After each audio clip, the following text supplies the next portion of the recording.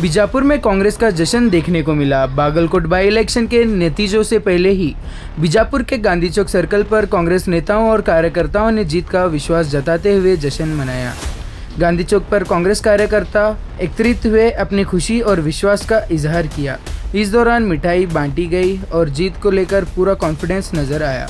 हमें पूरा विश्वास है कि ये जीत कांग्रेस की ही होगी। ये जीत असल में जनता की जीत होगी जो विकास और तरक्की पर भरोसा करती है, कहा।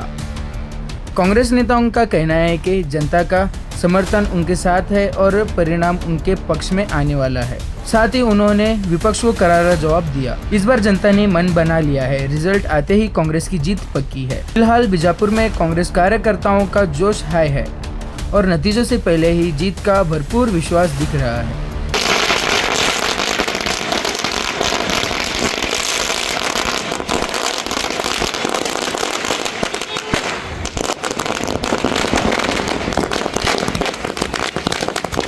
पक्षಕ್ಕೆ ಜಯವಾಗಲಿ ಕಾಂಗ್ರೆಸ್ ಪಕ್ಷಕ್ಕೆ ಜಯವಾಗಲಿ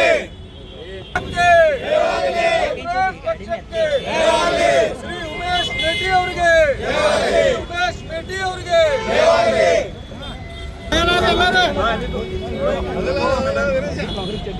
ಕಾಂಗ್ರೆಸ್ ಪಕ್ಷಕ್ಕೆ ಜಯವಾಗಲಿ ಸಾಮಾನ್ಯ ಬದಲಾಗಿದ್ದು ಮುಂದಿನ ಒಂದು ಚುನಾವಣೆಯಲ್ಲಿ ಕಾಂಗ್ರೆಸ್ ಪಕ್ಷ ಮತ್ತೊಮ್ಮೆ ಇವತ್ತು ನಮ್ಮ ಬಾಗಲಕೋಟ್ ಮತ್ತು ದಾವಣಗೆರೆ ಬೈ ಎಲೆಕ್ಷನ್ದೊಳಗೆ ನಾವು ಎರಡಕ್ಕೆರಡು ಗೆಲ್ಲೀವಿ ಒಂದರೆ ಬಾಗಲಕೋಟ್ದು ಗೆಲ್ಲೀವಿ, ಇನ್ನೊಂದು ಲೀಡ್ ಅದ, ಅದನ್ನು ಗೆಲ್ತೀವಿ. ಯಾಕಂದ್ರೆ ನಮ್ಮ ಮುಖ್ಯಮಂತ್ರಿ ಸಿದ್ದರಾಮಯ್ಯ ಸಾಹೇಬರು, ಉಪಮುಖ್ಯಮಂತ್ರಿ ಡಿ ಕೆ ಶಿವಕುಮಾರ್ ಸಾಹೇಬರು, ಎಂ ಬಿ ಪಾಟೀಲ್ ಸಾಹೇಬರು ಏನಿದು 5 ಗ್ಯಾರಂಟಿ ಕೊಟ್ಟಾರೆ. ಈ ಗ್ಯಾರಂಟಿ ಸಲುವಾಗಿ ಎಲ್ಲ ಇದು ನಮ್ಮ ಕಾಂಗ್ರೆಸ್ದು ಗೆಲುವು ಜನತೆದು ಗೆಲುವದ. ಯಾಕಂದ್ರೆ ಅವ್ರಿಗೆ ನಾವು 5 ಗ್ಯಾರಂಟಿ ಕೊಟ್ಟು ಬಸ್ ಫ್ರೀ ಕೊಟ್ಟಿವಿ, ಕರೆಂಟ್ ಫ್ರೀ ಕೊಟ್ಟಿವಿ, ಎಲ್ಲ ಯೋಜನೆ ಕೊಡ್ಲಿಕ್ಕತ್ತೀವಿ, ಅಕ್ಕಿ ಕೊಡ್ಲಿಕ್ಕತ್ತೀವಿ, ಎಲ್ಲ ಮಾಡ್ಲಿಕ್ಕತ್ತೀವಿ. ಯಾಕಂದ್ರೆ 2,000 ರೂಪಾಯಿ ಕೊಡ್ಲಿಕ್ಕತ್ತೀವಿ, ಜನತೆಗೆ ಅನುಕೂಲ ಮಾಡ್ಲಿಕ್ಕತ್ತೀವಿ. BJP ಅವ್ರಂಗೆ ಸುಳ್ಳು ಹೇಳಿಕತ್ತಿಲ್ಲ. ನಾವು 10,000 ಕೊಡ್ತೀನಿ ಅಂತ 1 ತಿಂಗಳು ಕೊಟ್ಟು ಸುಳ್ಳು ಹೇಳಿದ್ರು, ಕೊಟ್ಟಿಲ್ಲ. ಮತ್ತು 3,000 ಕೊಡ್ತೀನಿ ಅಂತಾರೆ. ಮತ್ತು ನೀವು ಯಾಕೆ ಕೊಡ್ತೀರ ಅಂತ ಹೇಳ್ತಿದ್ರಿ, ನೀವು ಯಾಕೆ ಕೊಡ್ಲಿಕ್ಕತ್ತೀರಿ? BJP ಅವರು ನಮ್ಮ ಕಾಂಗ್ರೆಸ್ ಪಾರ್ಟಿಗೆ ನಮ್ಮ ಜನತೆಯವ್ರದ್ದು ಎಲ್ಲ ಆಶೀರ್ವಾದ ಅದ. ಹಿಂಗೆ ಮುಂದೆ ಕರ್ನಾಟಕ ಸರ್ಕಾರದೊಳಗೆ ಕಾಂಗ್ರೆಸ್ ಬರ್ತೈತಿ. ಬಾಗಲಕೋಟದಲ್ಲಿ ಗಲಭೆ ಆಯ್ತು, ಯತ್ನಾಳಲ್ಲಿ ಹೋಗಿತ್ತು, ಪ್ರಚಾರ ಅವರು ಮಾಡಿದ್ರು, ನಮ್ಮ ಬಿಜೆಪಿಲಿ ಬರ್ತೈತಿ. ಅವ್ರು ಹೋಗಾನೇ ಅಲ್ಲಿ ಕಾಂಗ್ರೆಸ್ ಬಂದೈತಿ. ಅಲ್ಲಿ ಅವ್ರು ಹೋಗ್ತಾರೆ, ಅಲ್ಲಿ ಕಾಂಗ್ರೆಸ್ ಬರ್ತೈತಿ. ಯಾರು ಬಿಜೆಪಿ ಸೋಲ್ಸುತ್ತಿದ್ರೆ ಅವ್ರು ಕಳಿಸ್ರಿ, ಅಲ್ಲಿ ಕಾಂಗ್ರೆಸ್ ಬರ್ತೈತಿ. ಆದ್ರೆ ಕಾಂಗ್ರೆಸ್ ಯತ್ನಾಳಿಂದ ಬೆನಿಫಿಟ್ ಅದ, ಕಾಂಗ್ರೆಸ್ಗೆ ಯತ್ನಾಳಿಂದ ಬೆನಿಫಿಟ್ ಅದ. ಇದು ನಮ್ಮ ಕಾಂಗ್ರೆಸ್ ಪಾರ್ಟಿ ಅದ. ಇದು ಎಲ್ಲ ಕಾಟ್ ತಗೊಂಡು ಹೋಗೋದು ಪಾರ್ಟಿ ಅದ. ಯತ್ನಾಳಿಂದ ನಮ್ಗೆ ಫೈದೆ ಇಲ್ಲ. ನಮ್ಗೆ ನಮ್ಮ ಕಾಂಗ್ರೆಸ್ ಪಾರ್ಟಿಗೆ ಲೀಡರ್ ಇಲ್ಲ. ಅವ್ರ ಪಾರ್ಟಿ ಅವ್ರ ಪಾರ್ಟಿಲಿಂದ ಹೊರಗೆ ಹಾಕ್ಯಾರ. ಅವ್ರಿಗೆ ಸುಮ್ಮನೆ BJP ಪ್ರಚಾರ ಮಾಡ್ತಾರೆ. ಯಾರ್ಯಾರ ಪಾರ್ಟಿಲಿಂದ ಹೊರಗೆ ಹಾಕಿತ್ತವ್ರಿಗೆ ಪ್ರಚಾರ ಮಾಡ್ಲಿಕ್ಕೆ ಕರೀತಾರೇನ? ಪಾರ್ಟಿಯಾಗಿದ್ರೆ ಪಾರ್ಟಿದ್ ಮಾತಾಡಬೇಕು, ಪಾರ್ಟಿಯಾಗೇ ಇಲ್ಲ. ಅವರು ನುಗ್ಸಾರ ಹೊರಗೆ ಹೋತಿ ಮತ್ತು BJPದೇನು ಮಾತಾಡ್ತಾರೆ ಅವ್ರಿಗೆ ಹಕ್ಕದ BJPಗೆ ಮಾತಾಡೋದು. ಮುಂಜಾನೆ ಎತ್ಕೊಳ್ಳಿ ಯಡಿಯೂರಪ್ಪಗೆ ಅವ್ರ ಮಗಗೆ ಬೈತಾರೆ, ಅಧ್ಯಕ್ಷಗೆ. ಮತ್ತು ನಾ BJP ಇವ್ರು ಇದ್ರೆ ಹೊರಗೆ ಆಗಿ ಹೋಗ್ತಾರೆ. ನಮ್ಮ ಕಾಂಗ್ರೆಸ್ ಪಾರ್ಟಿ ಅದ, ನಮ್ಮ ಜನತೆದ ಆಶೀರ್ವಾದ ಅದ. ಆಶೀರ್ವಾದದಿಂದ ನಾವು ಹೊರಸ್ ಬಂದೀವಿ. ಅವರು ಸಾಕಷ್ಟು ಪ್ರಚಾರ ಮಾಡಿ ನಾವು ಇಷ್ಟು ಮತದಿಂದ ಬರ್ತೀವಿ, ಈಗ ಬಿದ್ರೇನಿಲ್ಲ, ಅವರು BJPಗೂ ತಗೊಂಡು ಬಿದ್ದಾರ. ಅವರು ಕರ್ನಾಟಕದಲ್ಲಿ ನಡೆದಿರುವಂತಹ 2 ವಿಧಾನಸಭೆಯ ಉಪಚುನಾವಣೆಗಳಲ್ಲಿ ಕಾಂಗ್ರೆಸ್ ಪಕ್ಷ ಭರ್ಜರಿಯಾಗಿ ಜಯಬೇರಿ ಬಾರಿಸಿದ್ದು, ಅದರಲ್ಲಿ ವಿಶೇಷವಾಗಿ ಬಾಗಲಕೋಟೆಯಲ್ಲಿ ಅಹಿಂದ ವರ್ಗ ಮತ್ತು ಇಡೀ ಸಮಸ್ತ ಬಾಗಲಕೋಟೆ ಮತಕ್ಷೇತ್ರದ ಎಲ್ಲ ಮತದಾರ ಪ್ರಭುಗಳು ಕಾಂಗ್ರೆಸ್ ಪಕ್ಷಕ್ಕೆ ಆಶೀರ್ವಾದ ಮಾಡಿ ಸುಮಾರು 22,867 ಮತಗಳ ಅಂತರದಿಂದ ಜಯಬೇರಿ ಬಾರಿಸಿ ಅಲ್ಲಿ ಬಿಜೆಪಿಯವರಿಗೆ ಒಂದು ತಕ್ಕ ಉತ್ತರವನ್ನು ನೀಡಲಾಗಿದೆ. ಕಾಂಗ್ರೆಸ್ ಪಕ್ಷ ಏನು ನಮ್ಮ ಕರ್ನಾಟಕದಲ್ಲಿ 5 ಗ್ಯಾರಂಟಿ ಯೋಜನೆಗಳನ್ನು ಏನು ಜಾರಿ ಮಾಡಿತ್ತು ನೋಡಿದಂತೆ ನಡೆದು ಈ ಕಾಂಗ್ರೆಸ್ ಪಕ್ಷದ 5 ಗ್ಯಾರಂಟಿಗಳನ್ನು ಜಾರಿಯಾಗಿದ್ದಕ್ಕಾಗಿ ಅಲ್ಲಿನ ಜನ ನಾವು ಪ್ರಚಾರದಲ್ಲಿ ಇರುವಾಗ ಕಾಂಗ್ರೆಸ್ ಪಕ್ಷಕ್ಕೆ ತುಂಬಾ ಅಲ್ಲಿ ಒಲವಿತ್ತು, ನಮಗೆ 100ಕ್ಕೆ 100 ವಿಶ್ವಾಸವಿತ್ತು.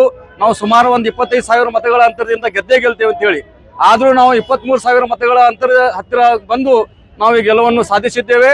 ಈ ನಿಟ್ಟಿನಲ್ಲಿ ನಮ್ಮ ವಿಜಯಪುರ ಮಹಾನಗರ ಪಾಲಿಕೆ ಗ್ಯಾರಂಟಿ ಸಮಿತಿ ವತಿಯಿಂದ ಹಾಗೂ ನಮ್ಮ ಎಲ್ಲ ಅಧ್ಯಕ್ಷರುಗಳ ವತಿಯಿಂದ ಮತ್ತು ಸದಸ್ಯರ ವತಿಯಿಂದ ಹಾಗೂ ಜಿಲ್ಲಾ ಕಾಂಗ್ರೆಸ್ ಸಮಿತಿಯ ಎಲ್ಲ ಸಮಸ್ತ ಪದಾಧಿಕಾರಿಗಳ ವತಿಯಿಂದ ನಾನು ಶ್ರೀ ಉಮೇಶ್ ಮೇಟಿ ಅವರಿಗೆ हार्दिकವಾಗಿ ಶುಭಾಶಯಗಳನ್ನು ಹೇಳುತ್ತೇನೆ.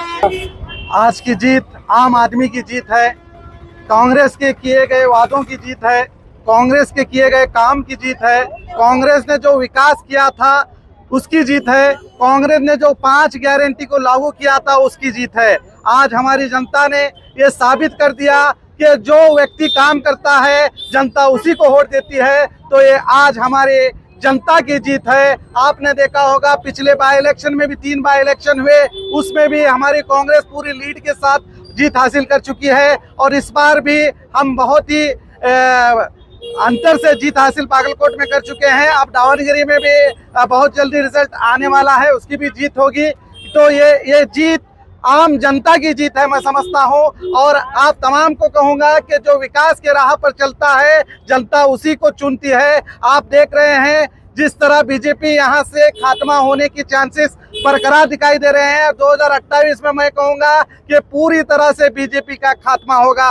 जो सिर्फ झूठे वादे कर लोगों को हिंदू मुसलमान के नाम पर बांटने की जो गंदी सियासत करती थी, आज हमारी जनता, बागलकोट की जनता ने, दावनगिरी की जनता ने बता दिया कि धर्म की राजनीति नहीं चलेगी, अब सिर्फ चलेगी तो विकास की राजनीति चलेगी. इसलिए हम खास आज के मौके पर जनता का शुक्र अदा करते हैं. ये जीत सिर्फ कांग्रेस की नहीं, ये हम सभी कर्नाटक वालों की जीत है. और ये जीत सिद्धरामैया जी की जीत है, डीके शिवकुमार जी की जीत है, हमारे जमीर अहमद साहब की जीत है, तमाम कांग्रेस के लीडर एमबी पाटिल जी की जीत है, हम सब की जीत है. आज इसी जीत के लिए हम बीजापुर के गांधी चौक सर्कल में पहुंचकर हम खुशी मना रहे हैं. सर बीजेपी की हार है बता रहे हैं, लेकिन बीजेपी की तरफ से बीजापुर का शासक ने वहां पर जाकर प्रचार किया था, उस पर आप क्या कहेंगे? भी आप सीधा आप देखिए बीजेपी की हार है. मतलब ये जो शासक आप बात कर रहे हो, पहली बात वो बीजेपी का शासक नहीं है, वो उच्चाटित यानी कि लात मारकर हकाल दिया हुआ शासक है. और जिसको लात मारकर हकाल दिया है उसके बारे में बात करना भी मैं समझता बेवकूफी है. वो दीवाना है, और दीवाना जिसे बुलाया भी नहीं जाता वो दीवानगी की तरह जा रहा है.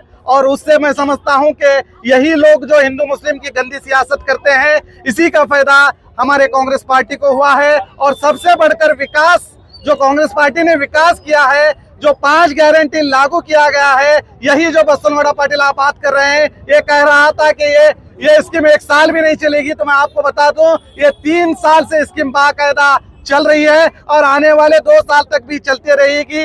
ये भौंकने वाले कुत्ते हैं, ये भौंकते ही रहेंगे.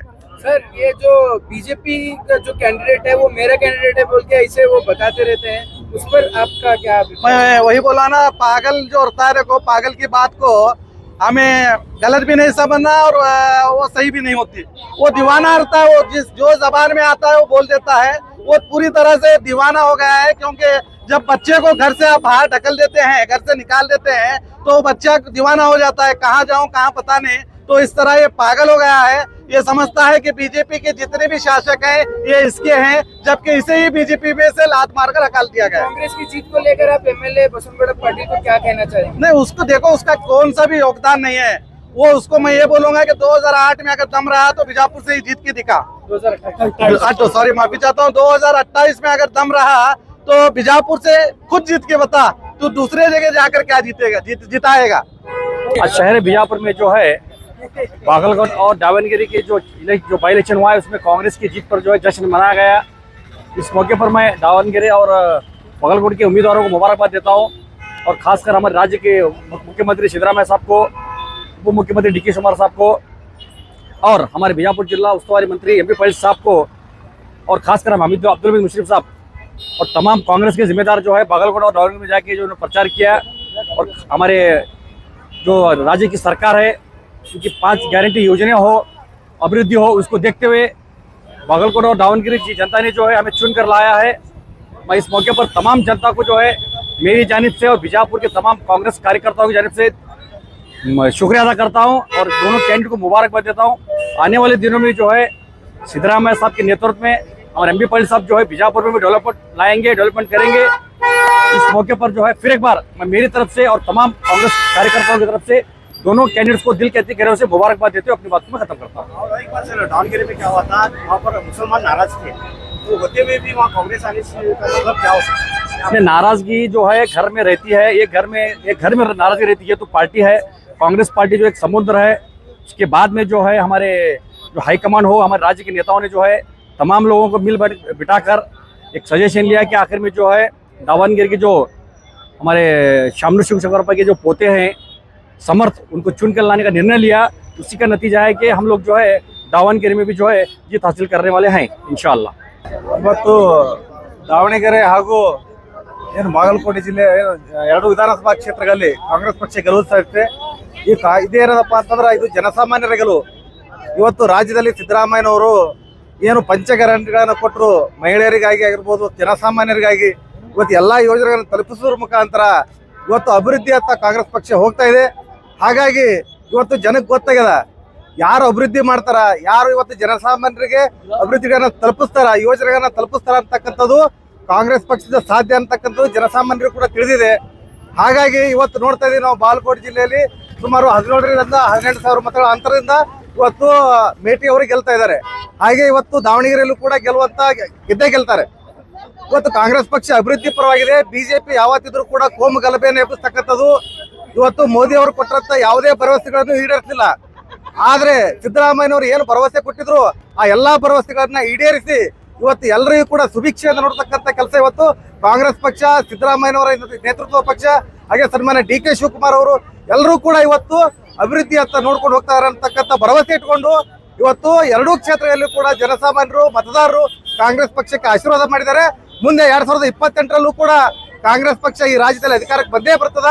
ಹಾಗಾಗಿ ಈ ಸಂದರ್ಭದಲ್ಲಿ ಏನು ಬಾಗಲಕೋಟ್ ಹಾಗೂ ದಾವಣಗೆರೆ ಏನು ಗೆದ್ದಿರ್ತಕ್ಕಂಥ ಅಭ್ಯರ್ಥಿಗಳಿಗೆ ಶುಭಾಶಯಗಳನ್ನು ತಿಳಿಸ್ತಾ, ಹಾಗೆ ಈ ಗೆಲುವಿನಲ್ಲಿ ಪಾತ್ರರಾಗಿರ್ತಕ್ಕಂಥ ನಮ್ಮ ಜಿಲ್ಲೆ ಉಸ್ತುವಾರಿ ಸಚಿವರಾಗಿರ್ತಕ್ಕಂಥ ಸನ್ಮಾನ್ಯ ಎಂ ಬಿ ಪಾಟೀಲ್ ಸಾಹೇಬರಿಗೂ, ಹಾಗೆ ಶಿವಾನಂದ ಪಾಟೀಲ್ ಸಾಹೇಬರು, ಅದೇ ರೀತಿಯಾಗಿ ಬಾಗಲಕೋಟೆ ಜಿಲ್ಲೆ ಉಸ್ತುವಾರಿ ಸಚಿವರಾಗಿರ್ತಕ್ಕಂಥ ಸನ್ಮಾನ್ಯ ಆರ್.ಬಿ. ತಿಮ್ಮಾಪುರ ಸಾಹೇಬರಿಗೂ ಕೂಡ ಈ ಮೂಲಕ ಅನಂತ ಕೋಟಿ ಅಭಿನಂದನೆಗಳನ್ನು ಸಲ್ಲಿಸಿ ನನ್ನ ಎರಡು ಮಾತುಗಳನ್ನು ಮುಗಿಸ್ತಾ ಇದ್ದೇನೆ.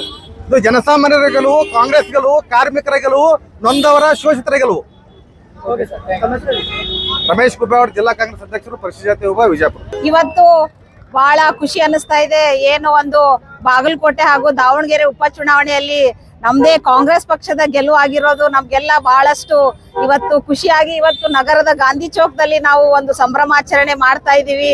ಇವತ್ತು ಇದು ಕಾಂಗ್ರೆಸ್ನ ಗೆಲುವಲ್ಲ, ಇದು ಮಹಿಳೆಯರ ಗೆಲುವು. ಏನಂದ್ರೆ ಏನು ನಮ್ಮ ಸಿದ್ದರಾಮಯ್ಯ ಸಾಹೇಬ್ರು ಈ 5 ಗ್ಯಾರಂಟಿ ಮಹಿಳೆಯರಿಗೆ ಕೊಡ್ತಾ ಇದಾರಲ್ಲ, ಆ ಒಂದು ಮಹಿಳೆಯರ ಗೆಲುವು ಅಂತ ಹೇಳಲಿಕ್ಕೆ ಇಷ್ಟಪಡ್ತೀನಿ. ಎಲ್ಲಾ ಮಹಿಳೆಯರು ಇವತ್ತು ಕಾಂಗ್ರೆಸ್ನ ಜೊತೆಗಿದ್ದಾರೆ ಅಂತ ನಾನು ಈ ಒಂದು ಸಂದರ್ಭದಲ್ಲಿ ಹೇಳಲಿಕ್ಕೆ ಇಷ್ಟಪಡ್ತೀನಿ. ದೀನ ದಲಿತರ, ಹಿಂದುಳಿದ ಹಾಗೂ ಅಲ್ಪಸಂಖ್ಯಾತರ ಗೆಲುವು ಇದು. ಈ ಒಂದು ಗೆಲುವು ನಮ್ಗೆ ಬಹಳಷ್ಟು ಖುಷಿ ಕೊಡ್ತಾ ಇದೆ. ಏನಿವತ್ತು ನಾವು ಬಾಗಲಕೋಟೆಯಲ್ಲಿ ಆಗಿರ್ಬೋದು, ಮಾನ್ಯ ಮುಶ್ರೀಫ್ ಸರ್ ಅವರ ಒಂದು ನೇತೃತ್ವದಲ್ಲಿ ಹಾಗೂ ಎಂ ಬಿ ಪಾಟೀಲ್ ಸಾಹೇಬರ ಒಂದು ಮಾರ್ಗದರ್ಶನದಲ್ಲಿ ನಮಗೇನು ಒಂದು ಜವಾಬ್ದಾರಿಗಳನ್ನ ಕೊಟ್ಟಿದ್ರು ಅದನ್ನ ಅಚ್ಚುಕಟ್ಟಾಗಿ ನಾವು ಮಾನ್ಯ ಜಾರಕಿಹೊಳಿ ಸರ್ ಅವರ ಒಂದು ಮಾರ್ಗದರ್ಶನದಲ್ಲಿ ಅಚ್ಚುಕಟ್ಟಾಗಿ ನಾವು ಆ ಒಂದು ಜವಾಬ್ದಾರಿಯನ್ನ ನೀಗಿಸಿದ್ದೀವಿ ಅಂತ ನಾನು ಬಹಳ ಹೆಮ್ಮೆಯಿಂದ ಈ ಒಂದು ಸಂದರ್ಭದಲ್ಲಿ ತಮ್ಮ ಮೀಡಿಯಾಗಳ ಮುಖಾಂತರ ಹೇಳಲಿಕ್ಕೆ ಇಷ್ಟಪಡ್ತೀನಿ. ಇವತ್ತು ಬಹಳ ಸಂತೋಷದ ವಿಷಯ. ಕಾಂಗ್ರೆಸ್ ಪಕ್ಷಕ್ಕೆ, ಕಾಂಗ್ರೆಸ್ ಪಕ್ಷಕ್ಕೆ ಇಷ್ಟ ಹೇಳ 2 ಮಾತು.